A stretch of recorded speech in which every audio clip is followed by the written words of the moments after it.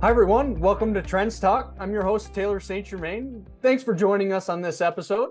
As you know, we at ITR Economics are your unbiased and apolitical source of economic intelligence. And today I wanted to discuss GDP. It's the highest level data set here in the US that we discuss, and it's gaining a lot of attention over the last few months in the media, especially the strong performance in GDP. And what I wanted to discuss here today is the upgrade that we made to our GDP outlook. This was a mild revision to GDP, but it's an upgrade, which is good news, of course.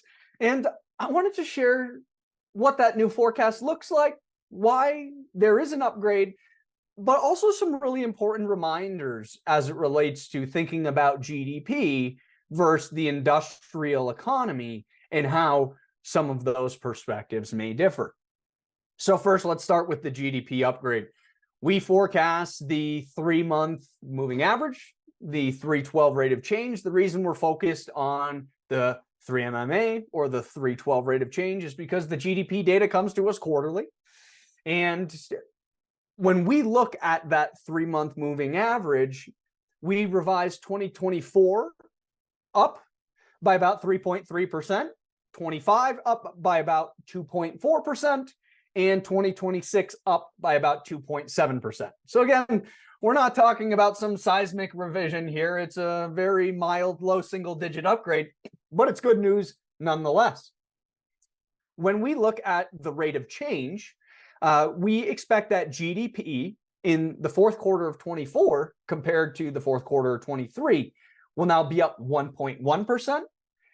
The fourth quarter of 25 compared to the fourth quarter of 24 up 1.5%, and the fourth quarter of 26 compared to the fourth quarter of 25 up 1.9%.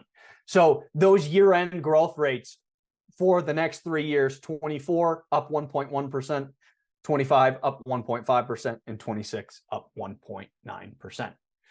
Now, the reason for the upgrade to the GDP forecast, or I should say reasons for the upgrade to the GDP forecast, it's a confluence of factors that are leading to this mild rise in 2024. And this is despite the downside pressure that we're still seeing from the interest rate trends.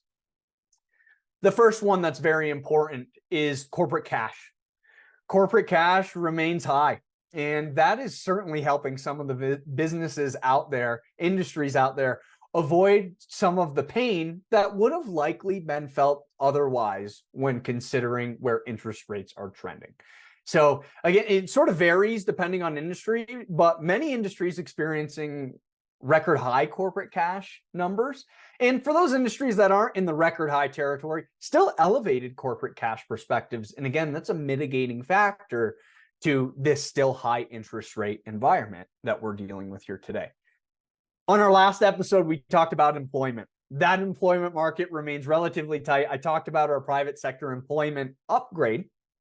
And that upgrade to the private sector employment forecast in this relatively tight labor market, that's going to keep wages from falling at what we would suggest is a normal recessionary rate. That is really important as it relates to the consumer in particular. That wages staying elevated or remaining elevated, maybe a better way to put it, that's helping the consumer spending portion of GDP. The consumer is the overwhelming force that drives GDP in terms of the GDP makeup. So very important trend to be watching there.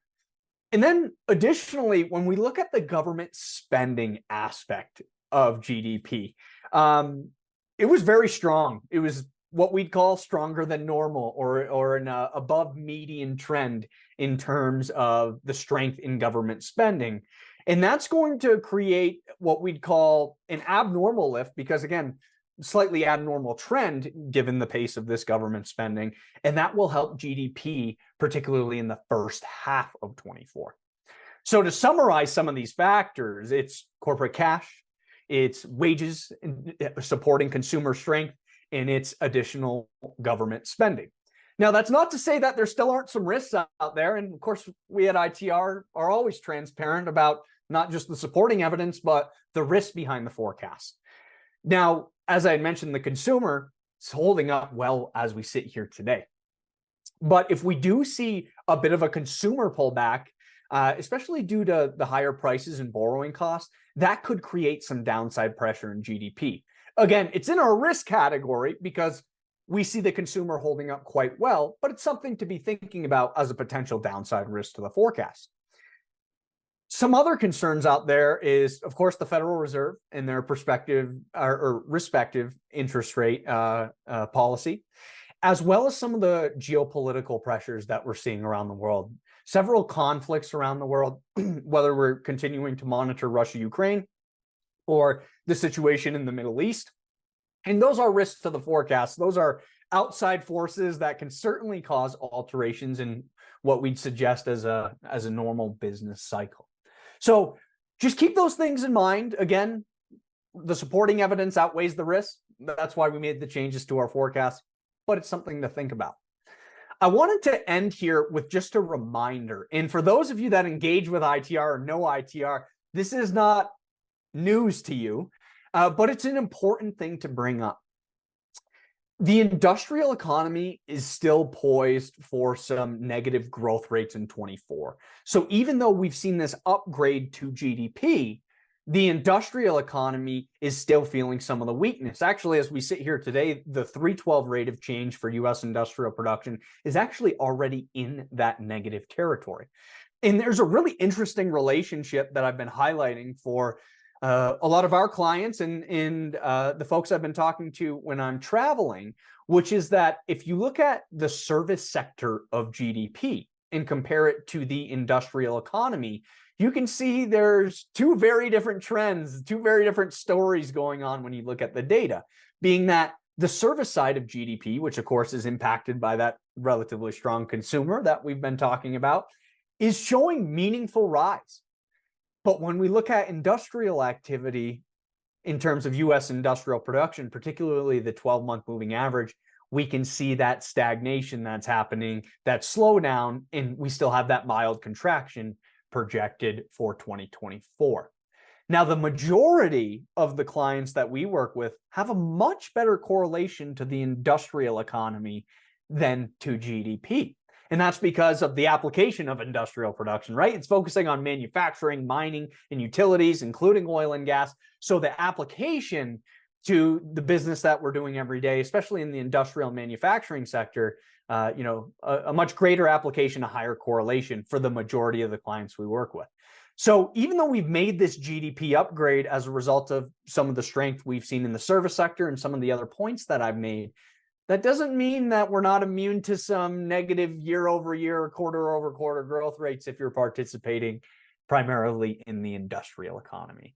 So our U.S. industrial production forecast has not changed despite this GDP upgrade, which is why it's so important to understand which leading indicators that you correlate to.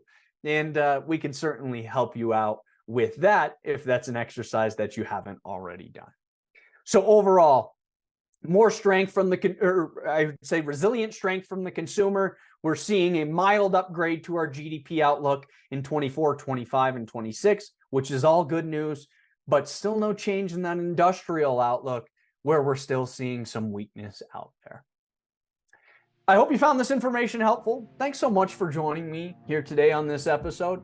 Please like and subscribe to the podcast wherever you listen to your podcast, and I'm looking forward to seeing you all in the next one.